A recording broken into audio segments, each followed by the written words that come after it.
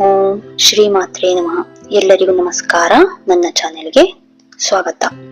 ಲಲಿತಾ ಜಯಂತಿ ಆದಿಪರಾಶಕ್ತಿಯ ದಿವ್ಯ ಸ್ವರೂಪವಾದ ಶ್ರೀ ಲಲಿತಾ ತ್ರಿಪುರ ಸುಂದರಿ ದೇವಿಯ ಜನ್ಮದಿನವನ್ನು ಆಚರಿಸುವ ಒಂದು ಪವಿತ್ರ ದಿನವಾಗಿದೆ. ಈ ಶುಭ ದಿನವು ಭಕ್ತರಿಗೆ ದೇವಿಯ ಅಪಾರ ಕೃಪೆ ಮತ್ತು ಆಶೀರ್ವಾದವನ್ನು ಪಡೆಯಲು ಒಂದು ಮಹತ್ವದ ಅವಕಾಶವಾಗಿದೆ.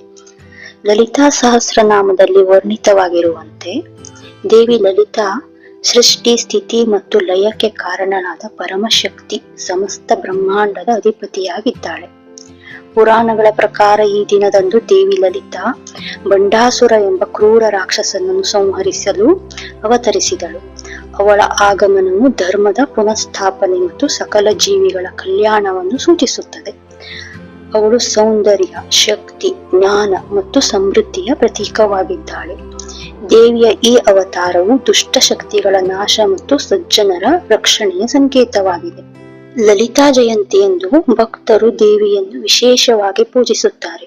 ಈ ದಿನದಂದು ಶ್ರೀ ಲಲಿತಾ ಸಹಸ್ರನಾಮ ಪಠಣ, ಶ್ರೀಚಕ್ರ ಪೂಜೆ ಮತ್ತು ದೇವಿಗೆ ಪ್ರಿಯವಾದ ಕೆಂಪು ಹೂವುಗಳಿಂದ ಅಲಂಕಾರ ಮಾಡುವುದು ಪ್ರಮುಖ ಆಚರಣೆಗಳು.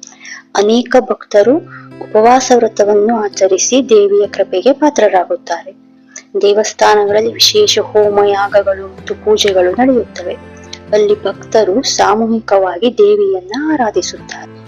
ಈ ದಿನ ದೇವಿಯನ್ನು ಭಕ್ತಿಯಿಂದ ಆರಾಧಿಸುವುದರಿಂದ ಅಜ್ಞಾನ ನಾಶವಾಗಿ ಜ್ಞಾನೋದಯವಾಗುತ್ತದೆ. ಸಕಲ ಇಷ್ಟಾರ್ಥಗಳು ಈಡೇರುತ್ತವೆ ಮತ್ತು ಜೀವನದಲ್ಲಿ ಶಾಂತಿ, ಸಮೃದ್ಧಿ ನೆಲೆಸುತ್ತದೆ ಎಂದು ನಂಬಿಕೆ. ದೇವಿಯ ಆಶೀರ್ವಾದದಿಂದ ಭಕ್ತರು ಅಡೆತಡೆಗಳನ್ನು ನಿವಾರಿಸಿ ಆಧ್ಯಾತ್ಮಿಕ ಉನ್ನತಿ ಸಾಧಿಸುತ್ತಾರೆ ಮತ್ತು ಮೋಕ್ಷದ ಮಾರ್ಗದಲ್ಲಿ ಮುನ್ನಡೆಯುತ್ತಾರೆ ಎಂಬ ನಂಬಿಕೆ. ಲಲಿತಾ ದೇವಿಯ ಆರಾಧನೆಯು ಜೀವನದಲ್ಲಿ ಸಕಾರಾತ್ಮಕ ಶಕ್ತಿ ಮತ್ತು ಧೈರ್ಯವನ್ನು ತುಂಬುತ್ತದೆ. ಲಲಿತಾ ಜಯಂತಿಯು ಆದಿಪರಾಶಕ್ತಿಯ ಪರಮ ಸ್ವರೂಪವಾದ ಶ್ರೀ ಲಲಿತಾ ತ್ರಿಪುರ ಸುಂದರಿ ದೇವಿಯ ದಿವ್ಯ ಅವತಾರವನ್ನು ಸ್ಮರಿಸುತ್ತದೆ. ಈ ಶುಭ ದಿನದಂದು ದೇವಿ ಧರ್ಮವನ್ನು ಪುನಃಸ್ಥಾಪಿಸಲು ಮತ್ತು ಭಕ್ತರಿಗೆ ಅಪಾರ ಕೃಪೆ ಮತ್ತು ಶಕ್ತಿಯನ್ನು ನೀಡಲು ಅವತರಿಸಿದ್ದಾಳಾದ್ದರಿಂದ ನಾವು ಲಲಿತಾ ಜಯಂತಿಯನ್ನ ಆಚರಿಸಲೇಬೇಕು. ಈ ದಿನದಂದು ನಾವು ವಿಶೇಷ ಪೂಜೆ ಪುನಸ್ಕಾರಗಳನ್ನು ಮಾಡುವುದರಿಂದ ನಮಗೆ ಆಧ್ಯಾತ್ಮಿಕ ಜ್ಞಾನೋದಯ ಆಗುತ್ತದೆ. ನಮ್ಮೆಲ್ಲ ಆಸೆಗಳನ್ನ ದೇವಿ ಪೂರೈಸುತ್ತಾಳೆ ಮತ್ತು ಶಾಂತಿ, ಸಮೃದ್ಧಿಯನ್ನ ನಮಗೆ ನೀಡುತ್ತಾಳೆ.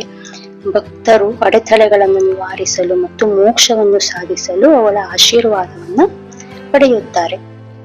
ಈ ದಿನವನ್ನು ಆಚರಿಸುವುದು ಹೇಗೆ?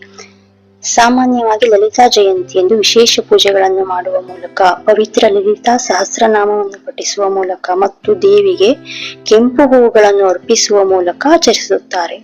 ಅನೇಕರು ದೇವಿಯ ದಿವ್ಯ ಆಶೀರ್ವಾದವನ್ನು ಪಡೆಯಲು ದಿನವಿಡೀ ಉಪವಾಸವನ್ನು ಆಚರಿಸುತ್ತಾರೆ. ಈ ದಿನದಂದು ಲಲಿತಾ ಸಹಸ್ರನಾಮವನ್ನು ನಾವು ಪಠಣ ಮಾಡುವುದರಿಂದ ನಮ್ಮ ಮನಸ್ಸನ್ನು ನಾವು ಶುದ್ಧೀಕರಿಸಿಕೊಳ್ಳಬಹುದು, ನಕಾರಾತ್ಮಕ ಶಕ್ತಿಗಳನ್ನು ತೆಗೆದುಹಾಕಬಹುದು, ಅಪಾರ ಆಧ್ಯಾತ್ಮಿಕ ಪುಣ್ಯವನ್ನು ಪಡೆಯಬಹುದು ಎಂದು ನಂಬಲಾಗಿದೆ. ಇದು ಭಕ್ತರು ಲಲಿತಾ ದೇವಿಯ ದಿವ್ಯ ಶಕ್ತಿಯೊಂದಿಗೆ ಆಳವಾಗಿ ಸಂಪರ್ಕ ಸಾಧಿಸಲು ಒಂದು ಸಹಾಯ ಮಾಡುತ್ತದೆ. ಈ ದಿನದಂದು ಭಕ್ತರು ಹಣ್ಣು, ಹಂಪಲು, ಕೆಂಪು ಹೂವುಗಳು, ವಿಶೇಷವಾಗಿ ದಾಸವಾಳ ಹೂವುಗಳು ಅಥವಾ ಸಂಪಿಗೆ ಹೂಗಳು, ಪುನ್ನಾಗ ಹೂಗಳು, ಇವುಗಳನ್ನೆಲ್ಲ ಅರ್ಪಣೆ ಮಾಡುವುದರಿಂದ ದೇವಿಯ ಕೃಪೆಗೆ ಪಾತ್ರರಾಗುತ್ತಾರೆ.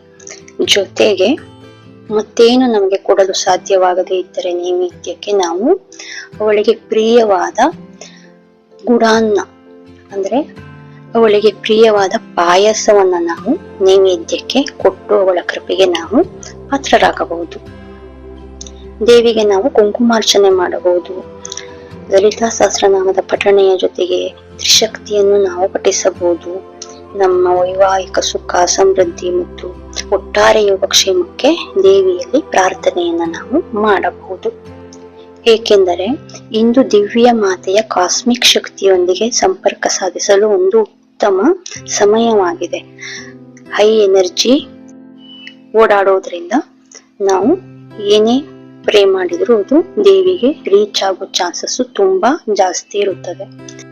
ಇದು ಆತ್ಮಾವಲೋಕನ, ಭಕ್ತಿ ಮತ್ತು ಅಂತಿಮ ಸತ್ಯವನ್ನು ಹುಡುಕಲು ಪ್ರೋತ್ಸಾಹಿಸುತ್ತದೆ. ಇದು ಆಧ್ಯಾತ್ಮಿಕ ಬೆಳವಣಿಗೆ ಮತ್ತು ಮೋಕ್ಷಕ್ಕೆ ಕಾರಣವಾಗುತ್ತದೆ. ಆದ್ದರಿಂದ ಇಂದಿನ ದಿನ ಲಲಿತಾ ಜಯಂತಿಯ ದಿನ ನಮಗೆ ಬೇರೇನು ವ್ರತ ವಿಶೇಷ ಪೂಜೆಗಳನ್ನ ಮಾಡಲು ಆಗದಿದ್ದರೂ ಭಕ್ತಿಯಿಂದ ಲಲಿತಾ ದೇವಿಯನ್ನ ಪ್ರಾರ್ಥಿಸಿ ಅವಳಿಗೆ ಇಷ್ಟವಾದ ಕೆಂಪು ಹೂವುಗಳನ್ನು ಅರ್ಪಿಸಿ ಜೊತೆಗೆ ಅವಳಿಗೆ ಇಷ್ಟವಾದ ಪಾಯಸವನ್ನ ನೈವೇದ್ಯ ಮಾಡಿ ಅದನ್ನ ನಾವು ಪ್ರಸಾದವಾಗಿ ಭಕ್ತಿಯಿಂದ ಸ್ವೀಕರಿಸಿದರೆ ಸಾಕು, ನಾವು ದೇವಿಯ ಕೃಪೆಗೆ ಪಾತ್ರರಾಗಬಹುದು. ಎಲ್ಲರಿಗೂ ಶುಭವಾಗಲಿ. ಹರಿ ಓಂ.